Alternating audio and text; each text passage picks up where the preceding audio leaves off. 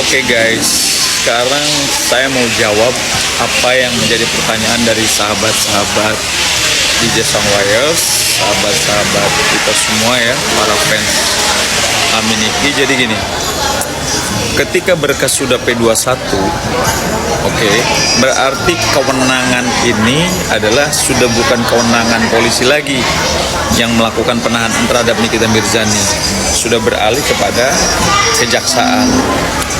Artinya bukti-bukti ya, unsur-unsur yang diajukan oleh pihak kepolisian kepada kejaksaan dengan melanjutkan SPDP, ya kan, namanya ada SPDP.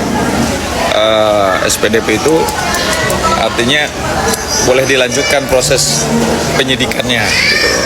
Jadi yang melakukan proses penyidikan selanjutnya adalah kejaksaan. Surat pemberitahuan dimulainya proses penyidikan itu namanya SPDP. Oke. Nah, sekarang posisi sudah P21.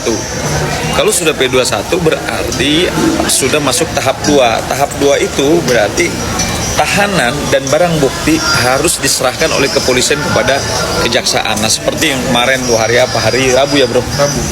Nah, hari Rabu berarti kan sudah diserahkan tuh barang bukti, ya kan, yang uang 3M tadi sama apa mobil, dan tahanannya sudah diserahkan kepada kejaksaan. Dan pada saat penyerahan tersangka dan barang bukti, artinya kewenangan ini sudah penuh di tangan kejaksaan berdasarkan pasal 25 Kitab Undang Hukum Acara Pidana. Nah, terus apakah masih ada kans Aminiki bebas, Bang? Oh, ada.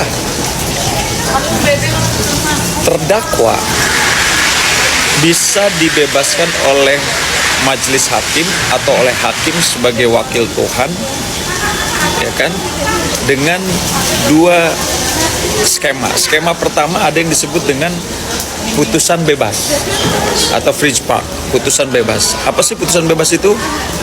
Oke ya, nanti kita jelasin ya. Yang kedua ada skema putusan lepas gitu. Kalau putusan lepas itu atau bahasa kerennya onslah. Nah, sekarang saya mau kupas satu-satu. Apa sih putusan bebas?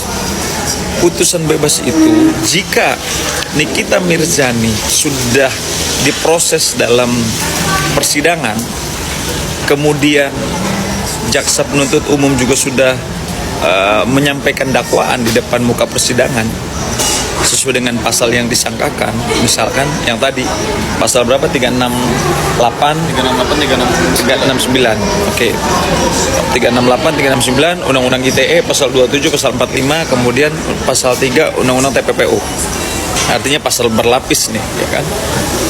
Nah, jika dalam proses pemeriksaan di persidangan, baik itu dilihat dari bukti-bukti, petunjuk surat, saksi, ahli, ternyata tidak ada yang menunjukkan ya bahwa Nikita Mirzani terbukti melakukan perbuatan pidana tersebut atau pasal yang disangkakan sesuai dengan dakwaan jaksa penuntut umum, maka hakim berkeyakinan setelah dia melihat proses persidangan dari A sampai Z, ternyata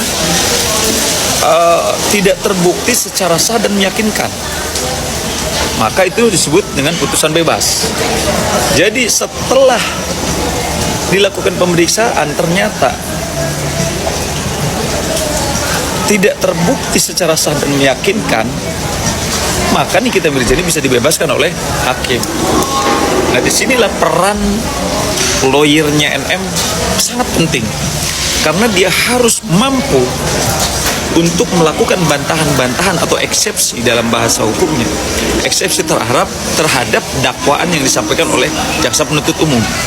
Jika bisa dibantah, ditolak, dan hakim melihat dalam proses persidangan faktanya, maka dia akan dibebaskan dengan putusan bebas.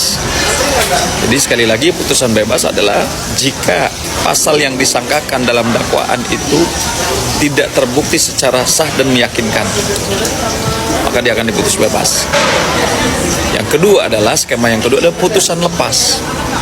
Putusan lepas itu terbukti perbuatannya ada, Nikita Mirzani terima uang misalkan ya, tetapi itu bukan merupakan satu tindak pidana, tetapi misalkan itu adalah perbuatan wan prestasi atau perdata. Karena apa?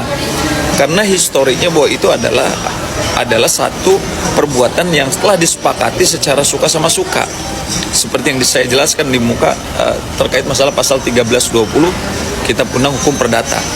Syarat berkaitan dengan syarat sahnya perjanjian ada 4. Adanya para pihak, Nikita Mirzani dan RG, Reza Gladys. Yang kedua, cakap secara hukum. Yang ketiga adalah ada objeknya tentang skincare. Yang keempat adalah ada klausul yang halal, bukan hasil pencurian. Nah, ketika 4 unsur di dalam perjanjian ini masuk, maka sah itu adalah berkaitan dengan keperdataan, bukan pidana. Nah, maka hakim di situ setelah dia melihat proses persidangannya, bukti-buktinya, petunjuknya, ahlinya, maka dia akan mengatakan bahwa perbuatannya uang memang diterima oleh Nikita Mirzani, tapi itu bukan merupakan tindak pidana, tetapi perbuatan yang suka sama suka, gitu. Nah, itu akan diputus lepas, namanya onslah, gitu guys. Jadi ya sekali lagi bahwa putusan bebas itu ada 2. Yang pertama memang disebut dengan putusan bebas atau free spark. Yang kedua adalah putusan lepas atau onslah. Oke guys, kira-kira mungkin itu dulu ya yang bisa saya sampaikan terkait masalah pasal pemerasannya. Ada, hanya dirubah aja 368 menjadi 369, lebih spesifik. Kalau 368 pemerasannya masih bersifat umum, 369 udah lebih spesifik yang berkaitan dengan jadi pemerasannya itu komunikasinya melalui media sosial, ya kan? Yang berupa ancaman. Kalau kamu nggak ngasih uang, saya buka nih aibnya, gitu-gitulah. Nah, itu masuknya pasal 369. Kalau undang-undang ITE karena disampaikannya minta uang itu ceritanya melalui media sosial, makanya pasal 277B ayat 2 ya. Gitu. Nah, itu guys. Oke. Mungkin itu dulu yang bisa saya sampaikan. Tetap kalian harus semangat. Gimana bro? Pesannya bro? Kita support terus, kita juga nggak diem kalau kita analisis, dan ya kita juga atensi. Pokoknya bantu viralin, jangan takut buat speak up, jangan mau dibungkam. Semangat terus buat TNI pasti bebas. Amin. Thank you so much. Keep calm and call your lawyers. Oke, demikian penjelasan dari Mr. DJ Sang Layers guys. Thank you.